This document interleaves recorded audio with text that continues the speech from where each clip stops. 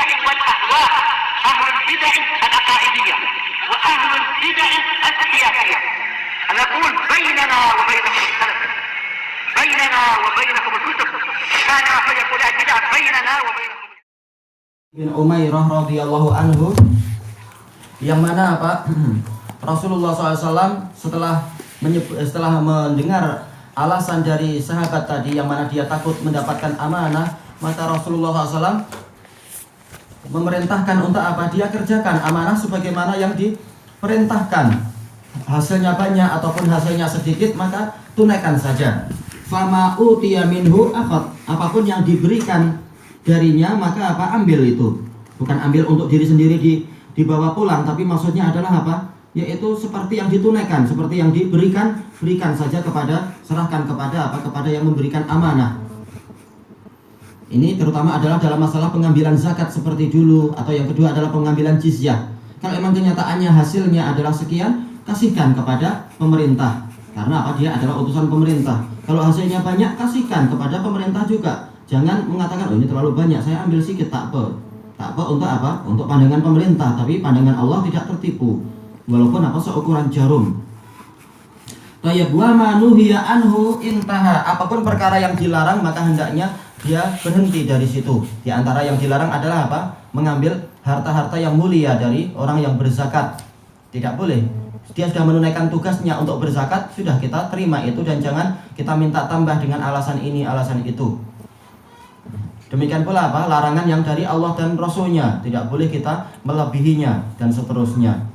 Demikian pula masalah jizyah. Kalau peraturannya 1 tahun hanya 1 dinar setiap nyawa, maka tidak boleh kita mengambil berlebihan. Itu akan menyebabkan orang menjadi semakin buruk sangka kepada syariat Islam. Yang katanya zuhud, katanya cinta akhirat, ternyata ujung-ujungnya adalah ingin memperkaya diri sendiri. Nanti akan timbul gambaran seperti itu, dan itu terjadi. Karena jizyah bukan untuk memperkaya pemerintah, tapi untuk kemaslahatan keumuman muslimin. Kita masuk ke hadis yang baru, al-haditsul rabi'a asyar wa an Umar bin al-Khattab radhiyallahu anhu qala lamma kana yaumu Khaybar. Ketika terjadi perang Khaybar, tahun berapa perang Khaybar? Dia sama dengan tahun kejadian Hudaybiyah. Karena begitu Rasulullah SAW berjaya untuk membatasi pedang-pedang orang-orang Quraisy selama 10 tahun, perjanjiannya adalah 10 tahun, maka langsung Rasulullah mengarahkan pandangan beliau ke Khaybar, yaitu memerangi orang-orang pengkhianat-pengkhianat yang di Khaybar itu, orang-orang Yahudi yang mengkhianati perjanjian, yang mereka sebagiannya adalah lari dari Bani Quraidah, sebagiannya lari dari Bani Nadir dan semacam itu, maka mereka pindah ke situ, sebagiannya lari ke Khaybar. Maka itulah saat Rasulullah untuk menyelesaikan orang-orang Yahudi Khaybar. Tahun yang sama, tahun 6 Hijriah, selepas Hudaybiyah. Iya. Aqbala nafarun min ashabin Nabi sallallahu alaihi wasallam. Nafar ini adalah sejumlah orang 3-10 itu nafar. Sekelompok sahabat Rasulullah SAW datang. Faqalu, mereka mengatakan fulan syahid, yaitu dalam perang Khaybar. Kita tahu perang Khaybar sebagaimana dijelaskan oleh Sofiyur Rahman Al-Mubarakfuri itu terbagi menjadi 2 fase. Fase pertama itu adalah menaklukkan benteng-benteng besar. Fase kedua itu menaklukkan benteng-benteng kecil. Benteng-benteng besar itu ditaklukkan dengan peperangan sekian hari dalam keadaan para sahabat itu di puncak rasa lapar.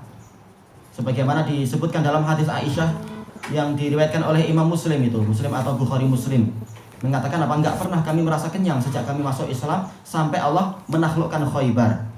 Menjadi banyak harta, banyak makanan dan seterusnya, sampai bahkan Rasulullah SAW menyimpan bahan makanan untuk selama 1 tahun untuk keluarga beliau. Sehingga memang banyak orang yang meninggal, di antara adalah Amir ibnul Aqwa dan beberapa sahabat yang lain. Maka ketika itulah disebutkan di sini fulan syahid, si fulan mati syahid, wa fulan syahid, dan seterusnya, hatta maru ala rajul, sampai mereka melewati seseorang, faqalu fulan syahid. Faqala Nabiyyu sallallahu alaihi wasallam kalla inni ra'aituhu finnar. Sekali-kali tidak demikian. Ini untuk kalimat idrab, untuk membantah sesuatu yang salah disangkanya. Sungguh aku melihat dia itu di dalam neraka fi burdatin ghallaha au aba'ah, dikarenakan burdah Boleh dikarenakan boleh jadi dia adalah dzarfiyah, yaitu dia memakai bajunya itu. Kain burdah, yaitu kain yang semacam selimut tetapi seringnya apa? Ada tutup kepala kalau tidak salah. Yang dia korupsi atau aba'ah, yaitu kain panjang ma'ruf untuk wanita itu, abaya. Tayyib. Di dalam hadis ini kita mendapatkan beberapa faedah bahwasanya apa? Para sahabat mereka mengatakan fulan syahid dan Rasulullah mendiamkan, menunjukkan apa? Persaksian mereka tepat seperti yang mereka harapkan, yaitu seperti apa yang diketahui oleh Rasulullah dari Allah Ta'ala tentunya. Tetapi ketika mereka melewati seseorang mengatakan fulan syahid dan Rasulullah tahu bahwasanya tidak demikian, maka Rasulullah mengatakan dia bukan orang yang mati syahid. Kenapa? Karena aku melihat dia di dalam neraka dikarenakan apa? Dikarenakan kain yang dia korupsi itu. Dari sini kita mendapatkan persaksian, yaitu apa? Mendapatkan dalil bahwasanya syarat sah persaksian adalah persaksian yang dibangun di atas ilmu. Yaitu kalau seseorang memang tahu maka dia bersaksi, kalau tidak tahu maka hendaknya dia menahan diri dari persaksian. Sebagaimana ucapan apa itu keluarga Nabi Ishak, Nabi Yakub, wa ma syahidna illa bima alimna wa ma kunna lil ghaibi hafidhin. Kami tidak bersaksi kecuali sebatas yang apa yang kami tahu, dan kami tidak mengetahui perkara yang gaib. Juga firman Allah Ta'ala, illa man syahida bil haqqi wa hum ya'lamun. Kecuali orang yang bersaksi dalam keadaan mereka itu mengetahui. Berarti yang tidak tahu maka hendaknya dia jangan bersaksi. Karena persaksian ini akan apa? Akan dimintai tanggung jawab. Satu tabu syahadatuhum wa yus'alun. Mereka akan asyahidu khalqahum satu tabu syahadatuhum wa yus'alun. Apakah mereka menyaksikan penciptaan mereka sendiri sehingga mereka mengatakan begini begitu? Kenyataannya mereka tidak tahu ketika mereka diciptakan itu bagaimana. Persaksian mereka akan ditulis dan mereka akan ditanya. Maka apa? Syarat sah persaksian adalah kalau dia itu dibangun di atas ilmu. Dan para ulama membolehkan yaitu persaksian atas ghalabatul dzan kalau memang apa? Tidak mampu untuk mencapai tingkatan ilm. Yaitu zahirnya yang nampak bagi saya dia begini-begini, maka boleh bersaksi yang semacam itu ketika tidak mampu untuk mendapatkan tingkat ilmu. Baik. Dan pembahasannya panjang di dalam masalah manhaj terkait dengan masalah ini dibahas oleh Syekh Ahmad An-Najmi dan sebagainya. Kita tidak mengetahui isi hati seseorang dia sunni salafi ataukah tidak, tapi kita bersaksi secara zahir, yaitu apa? Nara wajahahu wa nasihatahu lil munafiqin. Dan Rasulullah tidak menentang ucapan para sahabat tadi. Mereka mengatakan Malik bin Dukhsyum itu sebagai munafik karena kami lihat perhatian dia dan bantuan dia adalah kepada munafikun, maka kami katakan munafik. Rasulullah tidak menyalahkan cara para sahabat menghukumi itu. Tapi karena Malik bin Dukhsyum ini ada dalil khusus yang turun dari Allah Ta'ala, yaitu wahyu bahwasanya beliau bukanlah munafikun, Rasulullah menyebutkan bahwasanya dia bukan munafikun. Demikian pula apa? Demikian pula ucapan Imam Ahmad ketika disebutkan tentang siapa itu namanya? Tentang Ibnu Subaih yang dikatakan dia telah datang, maka Imam Ahmad langsung mengatakan ungduru ilaman yanzil. Lihat dia turun kemana. Ketika dikatakan mereka turun kepada dia turun kepada orang Qadariyah, langsung Imam Ahmad mengatakan huwa Qadari. Dia Qadari. Kita nggak tahu isi hati orang, tetapi apa? Hukum dohir adalah sesuai dengan yang nampak. Kenapa? Karena ar-rajul ala dini khalilih. Manakala dia memilih teman dekatnya adalah itu, berarti hukum dohirnya adalah itu. Sebagaimana disebutkan oleh Imam Ibnu Hajar di dalam Fathul Bari, beliau mengatakan apa itu? Al-mujawir li syai' yu'ta hukmah. Orang yang berdekatan dengan sesuatu, dia diberi hukum sesuatu itu. Makanya kita dilarang berdekat-dekat dengan orang yang baik, orang yang jelek, dan disuruh berdekat-dekat dengan orang yang baik. Ini hukum zahir. Dan bagus penjelasan dari Syekh Ahmad An-Najmi tentang masalah ini.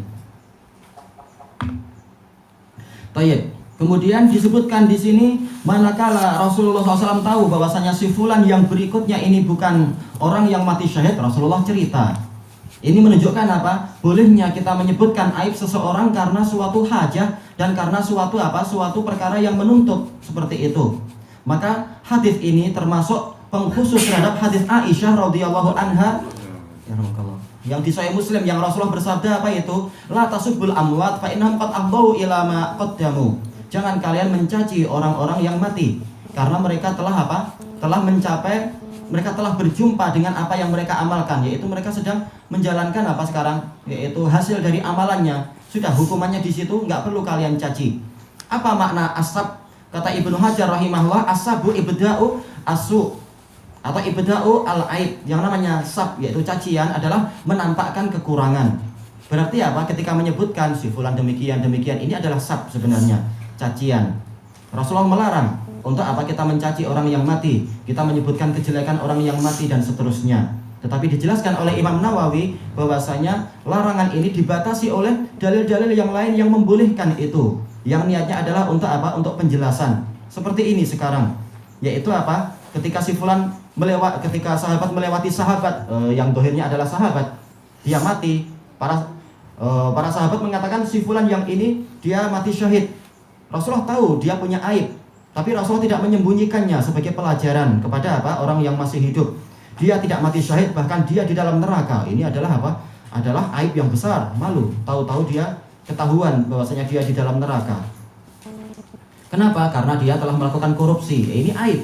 Rasulullah tidak menyembunyikannya, tapi menceritakan demi apa? Demi kemaslahatan orang lain, agar mereka tidak melakukan perkara yang sama. Dan dalil banyak menyebutkan masalah itu, dan disebutkan dengan bagus oleh Imam Nawawi tentang masalah ini. Beliau mengatakan, dan termasuk masalah ini adalah yang dilakukan oleh para muhaddisun, menjelaskan tentang apa? Orang-orang yang sudah meninggal dari kalangan para rawi, mengatakan fulan itu kadzab, fulan itu adalah dhaif jiddan dan sebagainya. Bahwasanya apa? Ini adalah tuntutan syariat. Karena syariat itu dibangun di atas apa? Di atas orang-orang yang sikoh, bukan dibangun di atas orang-orang yang lemah hafalan atau lemah agama dan sebagainya, agar tidak rusak nanti hadis-hadis dan sebagainya itu. Ada ucapan orang sufi dan sanadnya sahih ketika apa? Imam Abdurrahman ibnu Abi Hatim membacakan kitab Al-Jarh wa Ta'dil, ma'ruf kitab Jarh wa Ta'dil Ibnu Abi Hatim. Beliau membacakan itu, ternyata apa? Ada orang sufi datang mengatakan, wahai imam, kenapa anda membacakan seperti ini? Orang yang boleh jadi 200 tahun dia itu sudah di dalam surga melangkahkan kakinya, anda masih menceritakan kejelekan dia. Maka Ibnu Abi Hatim menangis sampai kitabnya itu jatuh, mengatakan, seandainya engkau mengucapkan ini sebelum saya menulis kitab ini. Maka apa? Ini dibantah oleh Imam Khatib Al-Baghdadi. Beliau mengatakan, walaupun mereka itu sudah di dalam surga, tetapi kewajiban menyampaikan risalah harus ditunaikan. Mereka di dalam surga atas amal sendiri, tetapi kelemahan hafalan mereka, demikian pula apa? Kefasikan yang mungkin mereka miliki akan membahayakan syariat. Maka memang mereka harus disebutkan. Demikian pula apa? Ketika kisah ini dinukilkan oleh Imam Zahabi di dalam Syiar Alamin Nubala, beliau mengatakan, semoga Allah merahmati Ibnu Abi Hatim, tapi case-nya nggak seperti itu. Walaupun orangnya soleh dan masuk surga, tetapi syariat yang dia sampaikan ini berbahaya kalau orangnya adalah orang-orang yang dhaif. Karena akan masuk perkara yang tidak diajarkan oleh Rasulullah, karena orangnya dhaif, hafalannya lemah, banyak khayalan-khayalan nanti akan masuk, dan seterusnya dan seterusnya. Jadi walaupun orangnya punya aib dan sebagainya, walaupun orangnya sudah meninggal, tapi kalau memang hajat mengharuskan kita untuk menceritakan itu, memang harus diceritakan. Agar apa? Agar umat selamat dari bahaya orang ini dan seterusnya, bahaya yang dia tinggalkan. Dan inti dari pembahasan hadis ini adalah apa? Bahayanya kezaliman. Walaupun dia yang diambil hanya perkara yang ringan barangkali, tetapi ini boleh jadi akan menyebabkan dia masuk ke dalam neraka. Karena ghulul ini adalah termasuk apa? Dosa besar. Sebagaimana ditulis sebagian ulama ketika membahas kitab Al-Kabair, dosa-dosa besar, maka al-ghulul ini dimasukkan dalam dosa besar, karena menyebabkan orang masuk ke dalam neraka. Tayyib ilahuna wallahu a'lam. Anak-anak klarifikasi. Perkara yang kita boleh sebutkan tentang orang yang dah mati itu mungkin kerana untuk agama maksudnya. Kalau yang selain daripada agama, macam orang tu pernah bermaksiat ke apa ke, kita intinya adalah kemaslahatan. Kalau masih ada kemaslahatan untuk orang lain, untuk orang yang masih hidup, maka apa? Boleh disebutkan. Mengatakan apa? Orang mengatakan, oh dia orang baik, tapi kita katakan memang dia dohirnya baik, tetapi dia pernah mendolimi si fulan, sampai sekarang si fulan dia miskin, padahal uang itu ada, masih di rumah orang ini, dan harta itu tidak layak untuk dibagi-bagikan oleh kepada ahli waris, tapi ini adalah murni harta orang itu, itu boleh semacam itu. Walaupun ini tidak terkait dengan apa syariat, istilahnya kemaslahatan syariat, tapi kemaslahatan hak muslimin harus ditunaikan.